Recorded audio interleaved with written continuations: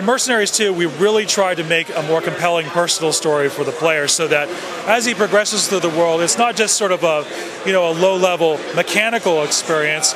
There's a reason for why he's doing everything. And the big reason is that the main antagonist in the game is actually double-crossed the player at some point in the game.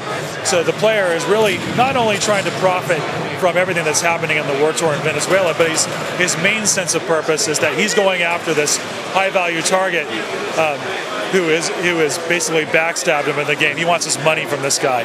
So we felt like this time around we put a lot of attention to the story, tried real hard to make compelling characters, compelling beats in this game, and we think people will be pretty pleasantly surprised between Mercenaries 1 and 2. All of our Mercenaries are returning from the original Mercenaries, so there's Matthias Nelson, is a Swedish mercenary. There's Jen, she's returning from the original Mercenaries, and there's Chris Jacobs, who also is returning from the original Mercenaries. In the previous game, we thought we did a good job with these characters, but this time around, we've tried to punch up their visual look, make them more interesting characters to spend time with. If you play 23 hours of the game, you should enjoy looking at this person. But also their own personal stories and how the story itself interacts with the character. We try to make that a lot more interesting as well. Obviously, actors, big-name actors, can often bring talent VO to your game that they're well poised to do. In our case, we have a lot of voice actors that have a lot of professional experience doing voice acting for video games. A famous actor named Peter Stormare. He was in Fargo. He's recently been in some pretty entertaining Volkswagen commercials. To pimp the auto.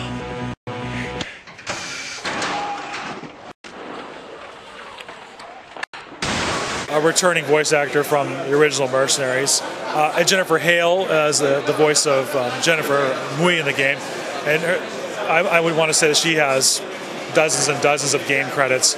So I think voice acting is very important, not necessarily to get big name, although it helps, but really just talented voice actors who can understand the role or the character that we're trying to play in the game and deliver it the way that we're expecting out of the what we've originally concepted for that character. We have what we call contracts and jobs, and contracts are the large mission story beats. Player progresses from those through the main 20 hours of the game to get to the final end antagonist and get your revenge on him. And then all of the what we call jobs are simple objectives, ancillary pieces that the player can do out in the world in order to acquire resources, money, weapons, support, that sort of thing, and augment his stockpile back at his PMC that I talked about earlier. And from there, he can use that support that he's gained from these small jobs to then take it out on not only the main story beats, but anything that he wants to do in the world, and choose how he wants to progress through the game, what weapons he wants, what airstrikes he wants. So this time around, it's not all about just the main contracts and story beats in the game. It's about all of the things that you can do in the world that help you progress towards that goal. So we feel like the structure of the game is a lot more balanced this time around. There's, approximately 40 weapons in the game. There's everything from pistols to assault rifles to rocket launchers to anti-tank rockets to anti-air rockets. And those are just the handheld weapons. There's also everything that you can use as part of a vehicle. There's over 100 vehicles in the game. This time around, we've included boats, which is a new addition to Mercenaries 2. In addition to boats, we have tanks, APCs, jeeps, motorcycles, helicopters, a whole variety of civilian vehicles from beaters to luxury cars. Within each one of those classes of vehicles I just mentioned, there's a wide variety that each faction can provide to you. So the Chinese tanks are different from the Allies tanks.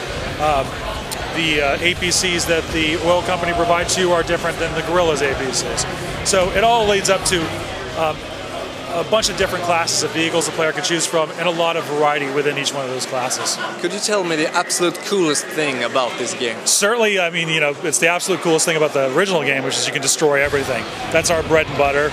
This time around, we really wanted not to have a lot of qualifications on that. Not that we did in the first one, but in the first one you couldn't destroy trees and a few other objects.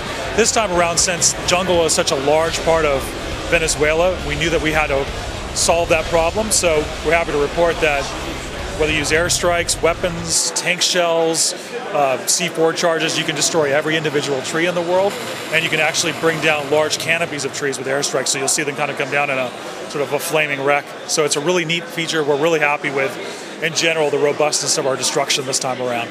On which consoles will Mercenaries 2 come out on? We're aiming for a simultaneous worldwide release on the Xbox 360, the PlayStation 3, the PlayStation 2, and the PC. And when do you think it will be done? We're aiming for an end-of-the-year release.